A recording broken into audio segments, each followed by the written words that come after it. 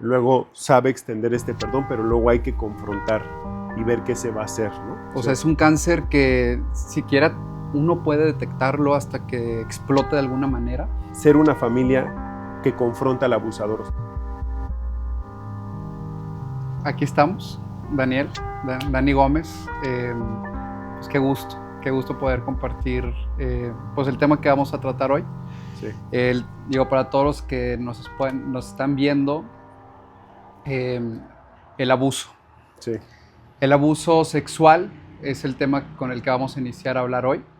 Pero antes de hablar específicamente del abuso sexual, en algún momento tocábamos este tema de cómo nace un abuso en general, ¿no? ¿Qué se puede entender como un abuso? Por ahí nos platicabas un poco acerca de que hay distintos tipos de abuso, Sí. ¿no? Entonces, tanto el que mencionábamos, que es el sexual, Sí. el abuso también financiero, que también es uno de puede esos, ser. el abuso físico, Sí. ¿no? El abuso psicológico, que se presentan en distintas situaciones, ¿no? Sí. Creo que no hay, ahora sí que una discriminación en cuándo pueden llegar este tipo de abusos. Y me gustaría empezar con eso. No sé qué opinas, Luis. Parte 1. Pornografía. Una sombra que promete placer, pero roba el alma. Sí, bueno, pues primero que nada, gracias a Dios por este espacio, ¿no? Por este tiempo, Jesús, que esperamos que pues sea de mucha bendición para los que vayan a escuchar este tiempo. Me gustaría platicar, Jesús, un poquito por qué salió este tema. Porque, bueno, yo tengo una persona que me habló de Cristo a los 20 años. Yo recibí a Cristo más o menos 10 años después de ese primer encuentro con este chavo. Y este chavo me buscó hace algunos meses y él me preguntó que si yo tenía algún material de abuso sexual, porque desgraciadamente un amigo de él, su hijo le había confesado que hacía 5 años él había sido abusado sexualmente. Okay. Eso me movió mucho, la verdad, y eso fue lo que me llevó a empezar a investigar. Y eso fue lo que me puso ahora sí con alerta, ¿no? Para ver, oye, pues creo que este tema habría que tocarlo. Son temas que creo que a veces no queremos tocar en la iglesia por lo que puede generar, ¿no? Pero al final Jesús dijo que fuéramos valientes, que no nos había dado un espíritu de cobardía. Es correcto. Y por ahí empecé, ¿no? Eso fue lo que me movió a investigar, a ver algunas prédicas, información de qué tanto esto se da, ¿no? Y creo que desgraciadamente cada vez pasa más seguido por cómo hemos ido permitiendo que las ideas empiecen a cooptar nuestra mente, ¿no? Entonces desde ahí salió. Ok, perfecto. ¿Y qué fue lo que descubriste en la investigación? O sea, sí a bote pronto. Algo que me impactó, lo primero que me impactó fue lo que era el abuso sexual. Porque yo decía, bueno, yo no tengo, o sea, a mí eso no me pasó. Pero cuando lo escuché de un doctor que es especialista en el tema, él decía que el primer abuso sexual que tenemos es encontrarte con la pornografía. Sobre todo cuando pues, no tienes edad para eso. Bueno, nunca tenemos edad para eso, ¿no? Pero en el momento que se está formando tu cerebro, es lo peor que te puede pasar. Entonces, cuando él dice eso, yo caigo en cuenta que yo fui abusado sexualmente porque yo me encontré con la pornografía a los 13 años. Un primo me la llevó a la casa y yo no estaba buscando eso. Yo realmente, por mi mente nunca había pasado eso. Estaba en sexto de primaria y recuerdo que había cosas que decían que yo no entendía realmente ni siquiera lo estaba buscando. Y entonces me di cuenta que sí había sido abusado sexualmente, digamos, no a nivel físico, pero sí a nivel psicológico, ¿no? Eso fue lo primero que me impresionó. Algo que cuando Dani nos compartía este tema tan importante, pues uno empieza a recordar, ¿no? A mí me tocó estando en el colegio, igual con compañeros de grados más arriba que yo. Me acuerdo que yo estaba en sexto de primaria y de repente llegan los chavos de secundaria, prepa y, oye, chécate este video. Y pues, tu mente no procesa esas imágenes, ¿no? Justo como comentas. Y no sabes qué viste, pero también eres muy consciente de que, o sea, de lo que se estaba haciendo, de cierta manera. Y ahora sí que el tema de la curiosidad, ¿no? Sí. Y que también los amigos y el entorno en el que te empiezas a rodear te influye mucho en ese sentido. Digo, a reserva de lo que tú opines, meditando en ese sentido, la verdad es que en casa nunca hubo una educación sexual. Ujú. Y por eso, pues como no hubo una ausencia de eso, algo tuvo que suplantarlo. Sí. Y eso lo suplantó en mi caso la pornografía, ¿no? Ujú. De cómo es el cuerpo de una mujer, Ujú. cómo se trata el cuerpo de una mujer, Sí. cómo debo yo usar mi cuerpo hacia Ujú. una mujer. Sí, sí. Y eso consciente e inconscientemente, además de que es una adicción, Ujú. empieza a educarte, ¿no? De Sí. cierta manera. Sí. Ahorita que decías eso, decía este especialista, decía que el 95% de los abusos sexuales se podrían evitar solo con el hecho de decirle a tu hijo o a tu hija, en tu parte íntima nadie te toca. Wow. ¿No? Solo con ese detalle. Y a veces pues no se lo decimos, entonces muchas veces esto empieza con un jugueteo. El niño no entiende, ¿no? Y puede llegar esta persona a jugar, entre comillas, eso, ¿no? Y al no saber él, y puede ser un familiar, que es la mayoría de las veces donde ocurre el abuso, Okay. abusan de él, pero decía el doctor, si le dijéramos a nuestros hijos, ni tu papá, ni tu mamá, ni tu abuelo, ni tu tío, nadie te puede tocar ahí, con eso el 95% se evitaría. Wow. Ok, qué impresionante. Parte 2. Shamem, desolada. Un alma hecha ruinas. Un corazón vacío de esperanza. Es la devastación invisible, donde la herida no sangra, pero consume. Y Dani, por ejemplo, ahorita que comentabas que en muchas ocasiones como iglesia nos privamos de tocar estos temas. En la Biblia es algo que está, Sí, ¿no? está. O sea, en la palabra hay muchos temas que se tocan con relación Sí. a la sexualidad, ¿no? Sí. Y toca temas de abusos también. Sí. Y por ahí nos platicabas un caso de un abuso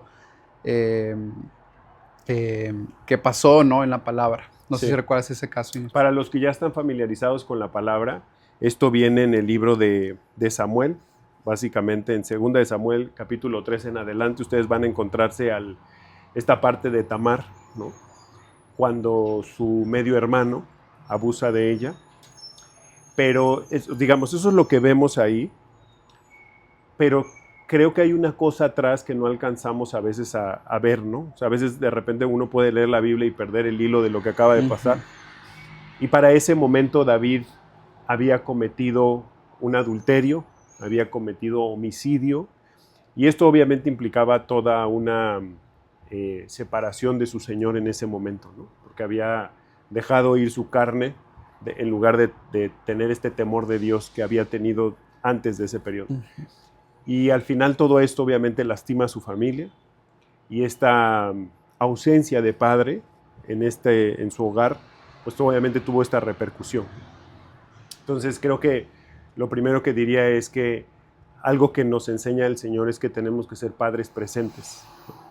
Y aquí vemos la parte de un padre ausente y cómo está sucediendo esto, ¿no? O sea, cómo viene esta violación a su media hermana. Y algo que me impacta, Jesús, en esta parte, me voy a saltar un poquito más adelante porque es algo que ya le sucede, ¿no? Después de que pasa la violación, la Biblia usa una palabra para definir lo que le sucede a ella, y lo que le sucede a ella es que ella dice que se siente desolada. Y dice aquí que la palabra desolada se traduce como una parálisis emocional. Y eso es exactamente lo que mucha gente hoy está sufriendo cuando tiene un abuso. No lo decimos, no lo externamos y lo guardamos ahí.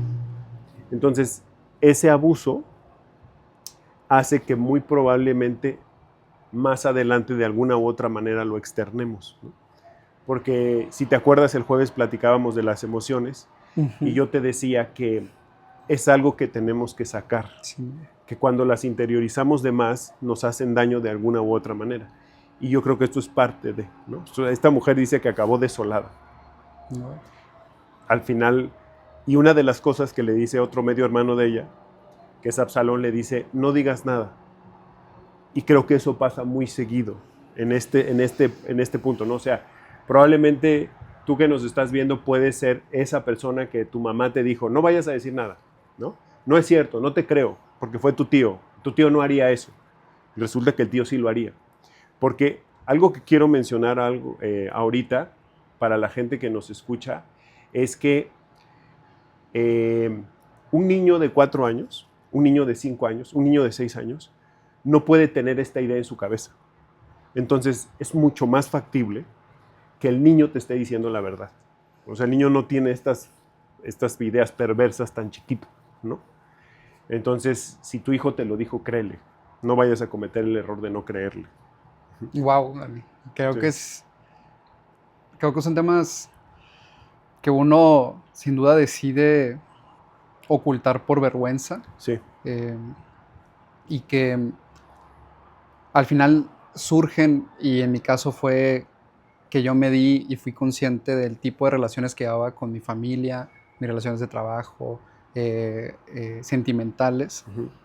la forma en la que yo veía a otras personas, ¿no?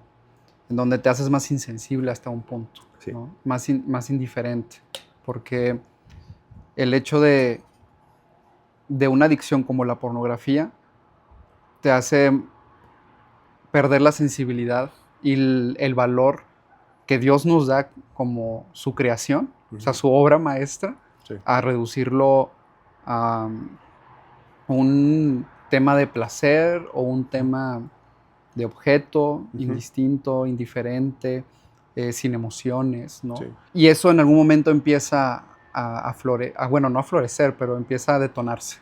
Sí. Entonces, y en esos casos, justo cuando Dani platicaba esto, muchas veces, cuando yo me encontraba en esa situación, me puso a meditar y me confrontó Dios muy fuertemente en que sí, yo estaba en esa adicción, pero también yo fui un facilitador en algún momento, tal vez, inconscientemente. Uh-huh. Y pensé en mis amigos, pero especialmente en mi hermano, que él es menor. Uh-huh. Dije, oye, en alguna ocasión tal vez él vio algo. Claro. Yo dejé una página abierta. Y es el daño que empieza por ahí, ¿no? Claro. Recuerdo muy bien que después de que tú platicabas este tema, fui a desayunar con mi hermano y le dije, o sea, pues Diego, no sé si alguna vez yo te hice caer en algo así, ¿no? Uh-huh. Y fue también para mí muy vergonzoso siendo el hermano mayor, ¿no? Claro. El ejemplo, lo que uno aspira a ser para su hermano menor. Y afortunadamente esa plática salió muy bien. Pero de ahí nació también un tema de cuidarnos, ¿no? Uh-huh. O sea, de cuidarnos en la familia, como dices, que el primer punto de partida puede ser ahí mismo, en el núcleo familiar. Sí, sí. Ok. Parte 3. Subyugación. El perdón no es un velo para encubrir. Por aquí tenemos otro punto, Dani, Uh-huh. que es el tercero. Dice, el perdón no es una impunidad, la manipulación en la iglesia y la justicia necesaria. Necesariamente el perdón no significa olvidar ni ignorar la justicia, ¿no? Uh-huh. ¿Cómo podemos, ahora sí que, encuadrar el perdón en estas situaciones de abuso? Bueno, lo primero que diría es que esto es sobrenatural, ¿no? La vida con Jesús no la podemos vivir si no dejamos que el Espíritu Santo sea quien la edifique, quien te llene, quien te guíe, ¿no? A veces creo que hemos perdido de vista mucho los cristianos hoy nuestra relación con Dios, ¿no? Debo decir que mi relación con Dios no la sustituye escuchar prédicas en YouTube, no la sustituye ir a la congregación. Es una relación que debemos de estar activos, ¿no? Orando y leyendo. ¿Y por qué digo esto? Porque esa sería la única manera en la que realmente podríamos primero experimentar el perdón de Él. Y cuando tú experimentas algo, Jesús, tú lo puedes compartir. Entonces, antes de subir ahorita estaba hablando con un chavo y le decía, es que cuando nosotros hablamos de Jesús, es porque lo estamos experimentando. Entonces es como ir a comer a un buen restaurante. Te fascina y entonces vas con tus amigos y le dices, es que tienes que ir, o sea, está riquísimo, mira, y pide este postre, ¿no? Creo yo que cuando nosotros logramos experimentar ese perdón sobrenatural de Dios hacia nosotros, podemos darle el perdón a quien sea, inclusive a una persona así, ¿no? Y algo que el Señor me mostró esta semana es cómo Él quiere que vayamos por arriba de la justicia. Y lo voy a platicar entre lo que pasó con José y María. Cuando María le dice a José que ella está embarazada por el Espíritu Santo, para los que no saben, era un momento donde ella tenía que guardarse virgen, ¿no? Ya estaban desposados o estaban comprometidos para casarse y en ese tiempo pues ella tenía que guardarse hasta casarse y era una forma de mostrar que era virgen, ¿no? Cuando él descubre esto, lo justo era sacarla a que la apedrearan y que ahí se acabara todo. Pero eso era lo justo, ¿eh? O sea, eso tú que eres abogado, eso venía. La ¿no? ley que se aplicaba. Exacto. Él fue por arriba de la ley. Es decir, él decidió encubrirla con tal de que no fuera maltratada. Él aplicó misericordia. Eso es lo mismo que hace Jesús con nosotros. Es decir, no aplica la justicia con nosotros, nos aplica su misericordia. Y cuando lo experimentamos es cuando creo yo que podemos perdonar al otro. Porque si no sería imposible perdonar a alguien que hizo esto. Desde ahí como que empieza toda la sanación. Cuando nos sabemos perdonados porque somos tan pecadores como el que abusó. Claro, puede ser que alguien me diga, oye, no, espérate, hay niveles, ¿no? Pero delante de Dios todos somos pecadores. Y cuando experimentamos ese perdón lo podemos dar, ¿no? Wow, Dani. Wow, creo que pues sí es un reto.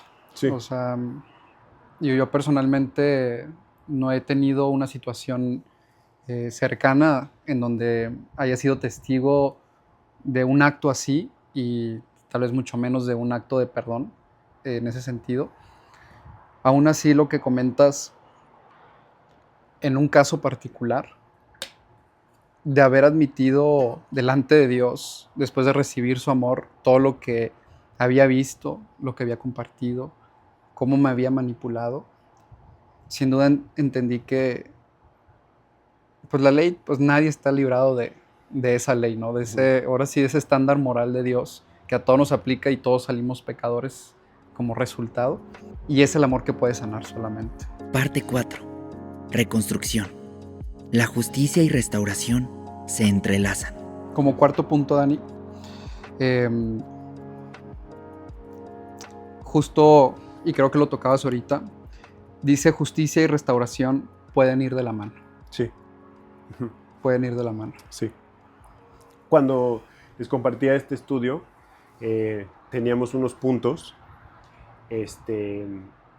que les compartía, que no son míos, debo decir, ¿no? Porque como dicen, honor a quien honor merece. Pero se me hicieron muy, muy puntuales y muy prácticos. Entonces, el primero es que la familia del abusado tiene que ser una familia que se involucre y que escuche, ¿no? A veces es muy fácil decir, no, eso no es cierto. Entonces, obviamente, pues tú ya no, lo que va a pasar con el que fue abusado es que se va a quedar callado, porque ya en su primer intento de hablar, o no fue alguien que le creyeron, o hasta se burlaron de él. Entonces, a partir de ahí, esto lo va a guardar y eso es muy peligroso. Justo hace unos días le decía a mi esposa que cuando yo tuve la adicción a la pornografía, yo se lo quise decir a un amigo que no era creyente y lo que obtuve fue su burla. Entonces, a partir de ahí, haz de cuenta que lo cerré y dije, ok, no más porque la gente se va a burlar y creo que todo el mundo lo hace, ¿ok? Entonces, eso sería lo primero. Y lo segundo es un poco de esto de ser una familia que sabe extender gracia y perdón. Cuando ya escuchamos, cuando conocemos a Jesús, creo que ahí es como ahorita decía, cuando ya lo estás experimentando, puedes extender algo que ni siquiera es tuyo, porque es algo que Dios te está dando, pero también pasas, digamos, a la segunda etapa, ya que el abusado lo pudo sacar con su familia. Pero vuelvo a decir, para cualquier persona que tenga este tema y que a lo mejor ya lo trató a lo mejor con su familia y no tuvo una respuesta agradable, si tú asistes a una iglesia, puedes ir con esa persona que te muestra esa integridad y ese temor de Dios. No vas a encontrar a nadie perfecto, ni hay iglesia perfecta, pero sí puedes encontrar a alguien que Dios te guíe, que digas con él o con ella, según sea el caso, ¿no? Y entonces creo que estas dos cosas, Jesús, van sanándonos de manera práctica, ¿no? Y la tercera que les había compartido, ser una familia que confronta al abusador. O sea, sí hay un punto donde muy probablemente sí se tenga que avisar a las autoridades. ¿Por qué? Porque no puedes dejar que una persona allá afuera siga con toda la libertad, ¿no? Entonces, pero el tratamiento, pues, para el abusado, tiene que ser esta parte de que escucha, lo saca sus emociones, luego sabe extender este perdón, pero luego hay que confrontar y ver qué se va a hacer, ¿no? A veces en términos legales decir, oye, pues no puedo dejarte así, lo que hiciste fue atroz, ¿no? O no sé, déjame aquí porque no me quiero perder en este punto. Por ejemplo, aquí lo que yo ponía es que el rey David se enojó cuando se entera de lo de su hija, de Tamar, y dice aquí que él no hizo nada, o sea, solo se enoja, ¿no? Ya, o sea, entonces imagínate a la hija, sí, qué mal que te hicieron eso. Y luego, y ya. Entonces, obviamente yo quiero pensar en el abusado, que se queda ahí sentado como, pues sí te enojaste, pero estás recibiendo a mi tío otra vez. Entonces creo que desde ahí sí hay un tema de que tenemos que confrontarlo para que la misma justicia en la que vivimos, entre comillas, justicia, sí tome cierta parte y, como te digo, no quede impune, ¿no? Wow. Sí. Parte 5. Vuelta a la luz. La sanación requiere valentía y verdad. Pues no sé si quieres agregar algo más, Dani. Sí me gustaría compartir la historia de Joyce Meyer, porque esa mujer, y lo voy a platicar porque a lo mejor allá atrás hay alguien que o está pasando por esto o ya pasó por esto, y pueden decir, pues es imposible, ¿no? Pero pueden escuchar o buscar el testimonio de Joyce Meyer. Fue una mujer, Jesús, que fue abusada por su papá de los 8 años a los 18 años. Ella cuenta que hay una escena en su vida donde su papá está haciendo esto, la mamá entra al cuarto y lo único que hace la mamá fue cerrar la puerta y salirse. Y no hizo nada. Más adelante Joyce conoce de Jesús, lo acepta como Señor y Salvador, y el Espíritu Santo va haciendo una obra en ella de sanación, de perdón. Y al paso del tiempo el padre enferma. Y Joyce, con este perdón, con esta gracia, la extiende a su papá, lo cuida a ella lo lleva a Cristo y ella lo lleva al bautizo y lo bautiza. Creo que al final ella misma dice que nunca ha encontrado la respuesta de por qué una niña de 8 años está pasando por eso. Lo que sí entendió era para qué. Y ella dice que le daba gracias a Dios por haber pasado por eso, porque eso le permitió estar hablándole de esto a muchas personas.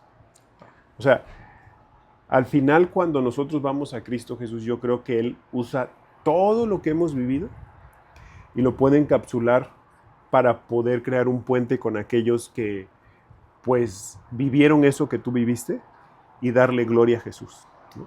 Entonces, esta frase con la que terminé este estudio, y disculpen que no usé algún versículo tal cual, ¿no?